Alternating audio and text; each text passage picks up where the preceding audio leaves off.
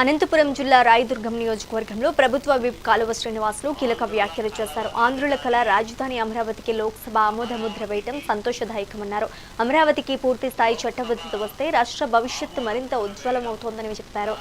లోక్సభలో వైసీపీ సభ్యులు వాకౌట్ చేయడం దుర్మార్గమని విమర్శించారు. అమరావతికి వ్యతిరేకం కాదంటూనే పార్లమెంట్లో వాకౌట్ చేయడంపై ప్రశ్నించారు. వైసీపీ 2 నాలుకల ధోరణి కారణంగానే 151 స్థానాల నుంచి 11 స్థానాలకు పడిపోయిందని వ్యాఖ్యానించారు. అమరావతి భవిష్యత్తులో రాష్ట్రానికి అత్యధిక ఆదాయం అందించే నగరంగా మారబోతోందని కాలువ శ్రీనివాసులు స్పష్టం చేశారు. ఆంధ్రుల కళల రాజధాని అమరావతికి లోక్సభ ఆమోద ముద్ర వేయడం చాలా సంతోషించదగ్గ విషయం.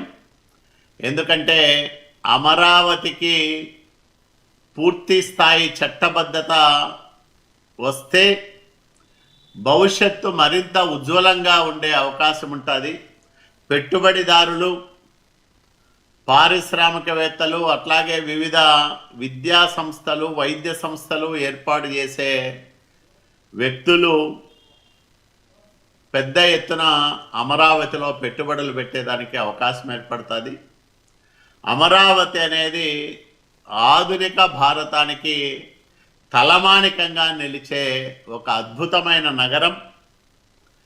అమరావతి నిర్మాణం మా నాయకుడు చంద్రబాబు నాయుడు గారి చేతుల మీదుగా జరుగుతుండడం మాకందరికీ ఎంతో గర్వకారణం. విశ్వవ్యాప్తంగా ఉన్న ప్రతి తెలుగువాడు గర్వపడే క్షణం ఇది.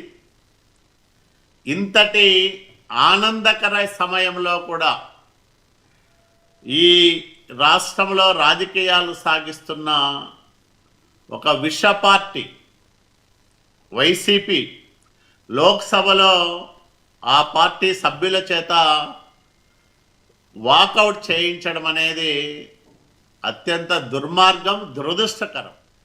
ఆంధ్రుల కళల రాజధాని